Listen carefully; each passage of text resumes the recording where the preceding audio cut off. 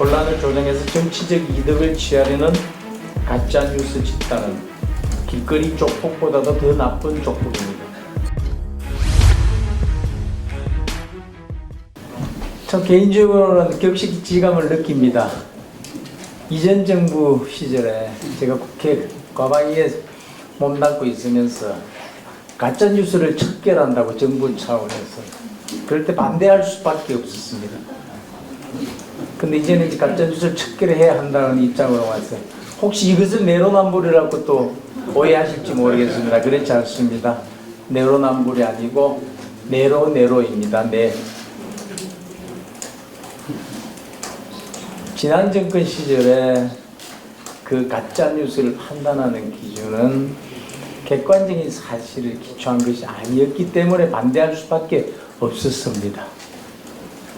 정권의 유불리에 따라서 또 본인들이 권력을 잡고 있는 사람들이 느끼는 그 가치의 기준에 따라서 가짜뉴스가 되고 어떤 것은 또 가짜뉴스가 되지 않는 그런 거짓된 사회에서 살고 있었기 때문에 이전 정부에서 가짜뉴스를 척결한다고 하고 가짜뉴스를 판단할 수 있는 팩트체크 기구를 만든다고 할 때 반대할 수밖에 없었습니다. 그러나 이제는 세상이 달라졌습니다. 정권의 잣대로 이념의 기준으로 가짜뉴스를 판단하는 게 아니라 객관적인 사실을 토대로 가짜뉴스를 판단할 수 있는 또 그리고 판단해야 하는 시대가 왔기 때문에 이제는 자신 있게 가짜뉴스를 척결하고 가짜뉴스를 추방하는 그런 사회를 만들어야 된다는 그런 생각에서 오늘 이 자리에 참석하게 되었습니다. 하루에도 우리는 수십 개씩 온라인과 SNS를 통해서 유포되는 가짜뉴스를 접하고 있습니다. 수많은 피해자는 양산되고 있고 사회적 비용은 엄청난 규모로 나오고 있습니다.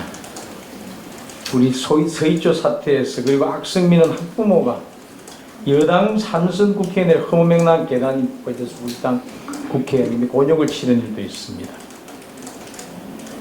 영부인의 쿠백 속에서 샤넬 명품백을 숨겼다는 가짜뉴스가 민주당 인사 입을 통해서 퍼져나가기도 했습니다.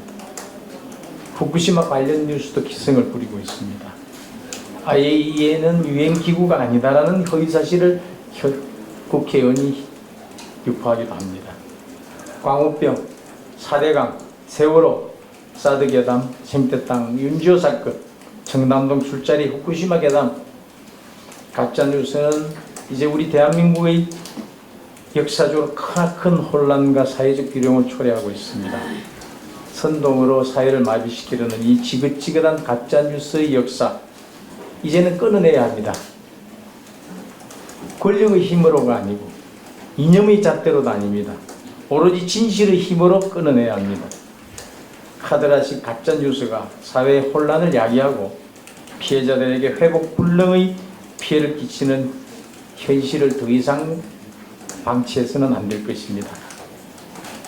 최근 EU에서는 유튜브 등의 플랫폼 사업자에게 가짜뉴스와 불법 콘텐츠 유통에 대한 관리 책임을 강화하는 디지털 서비스법을 제정하기도 했습니다. 국민의힘도 그런 국제적 추세를 반영해서 가짜뉴스 유통에 대한 플랫폼 사업자의 관리 책임을 강화하는 등 방송법 개정을 비롯한 제도 개선책을 검토하겠습니다. 곧 열린 예산국회에서도 가짜뉴스 대응 예산을 확보하는 데 다방면의 노력을 기울이겠습니다. 국민적 불안과 공포, 혼란을 조장해서 정치적 이득을 취하려는 가짜뉴스 집단은 길거리 조폭보다도 더 나쁜 조폭입니다.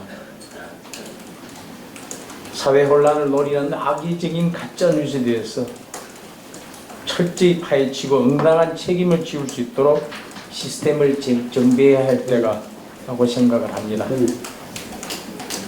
그 기준은 내 편이 아니라 사실에 입각한 오로지 진실의 힘으로 가짜뉴스와 괴담을 물리치는데 이제는 힘을 합쳐야 된다고 생각합니다. 이 자리에 참석해 주신 모든 분들 다시 한번 감사 인사드립니다. 감사합니다.